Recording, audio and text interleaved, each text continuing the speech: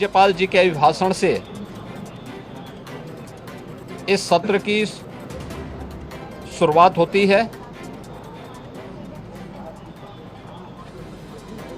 इसके अलावा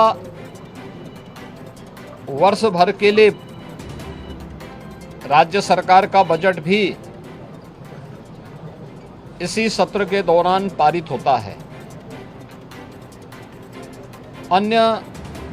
विधायी कार्यों के साथ ही जनहित से जुड़े हुए, राज्य के विकास से जुड़े हुए महत्वपूर्ण मुद्दों पर भी सदन में चर्चा होती है। आज विधानमंडल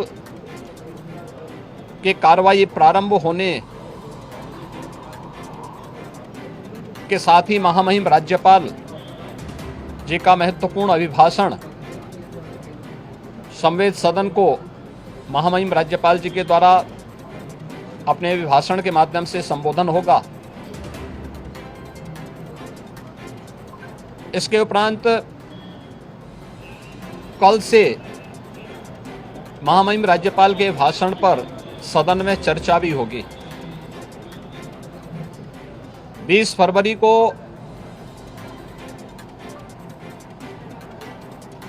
वर्ष 2025-26 का उत्तर प्रदेश का सामान्य बजट सदन में प्रस्तुत होगा। सदन 18 फरवरी से लेकर 5 मार्च तक के लिए प्रस्तावित किया गया है। उत्तर प्रदेश के इतिहास में ऐसे बहुत कम क्षण आए हैं जब इतने लंबे समय के लिए सदन आहूत किया गया हो, लेकिन सदन की कार्रवाई सुचारू रूप से संपन्न हो, यह केवल सत्ता पक्ष का ही दायित्व नहीं होता है, बल्कि विपक्ष का भी उतना ही महत्वपूर्ण दायित्व बनता है। सदन चर्चा परिचर्चा का एक मंच बने। उत्तर प्रदेश के विकास को लेकर के डबल इंजन की भारतीय जनता पार्टी की सरकार ने पिछले लगभग 8 वर्ष के अंदर जो प्रतिमान स्थापित किए हैं वह अभूतपूर्व है। उसकी झलक अभिभाषण के माध्यम से भी और सदन के अंदर चर्चा परिचर्चा के माध्यम से भी देखने को मिलता है। उत्तर प्रदेश के परसेप्शन में आए हुए व्यापक बदलाव देश और दुनिया के द्वारा उत्तर प्रदेश को आकर्षण का केंद्र मानते हुए जो वर्तमान में स्थितियां दिखती हैं,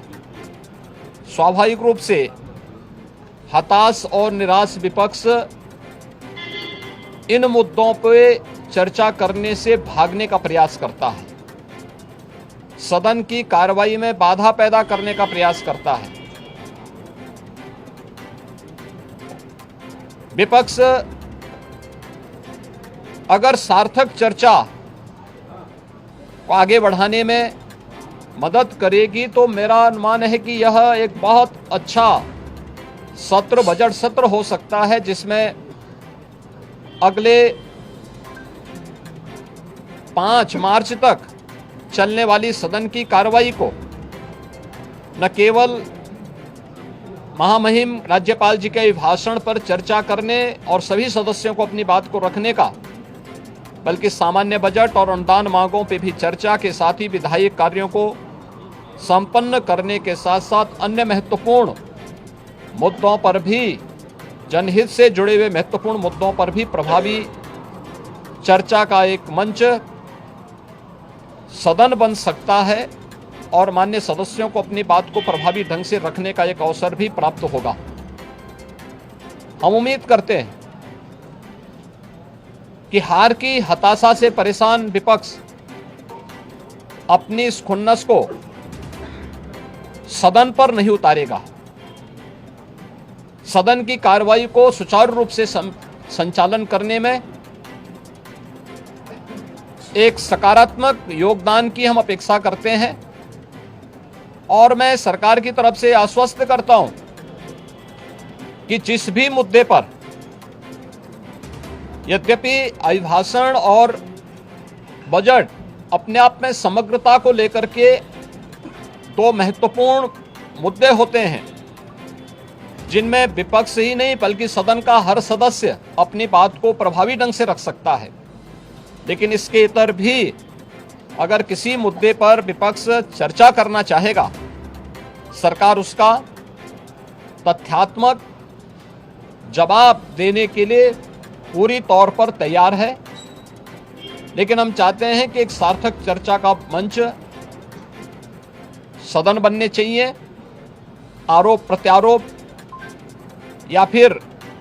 असंसदीय आचरण से इस समस्या का समाधान नहीं हो सकता है और मैं उम्मीद करता हूं कि महामहिम राज्यपाल के भाषण से उस सुदृढ़ और मर्यादित संसदीय आचरण की शुरुआत हम लोग विपक्ष के अंदर देखने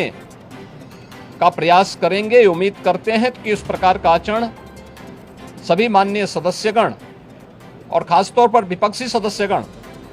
सदन में दिखाएंगे, जिससे लोकतांत्रिक मूल्यों के प्रति आम जन की आस्था को और सुदृढ़ करने में मदद मिलेगी। मैं एक बार फिर से बजट सत्र के शुभारंभ के अवसर पर आज उत्तर प्रदेश विधानमंडल के जो कार्रवाई प्रारंभ होने जा रही है कुछ ही देर में, इसमें भाग लेने के लिए आए हुए सभी माननीय सदस्यों का हृदय से स्वागत करता हूं।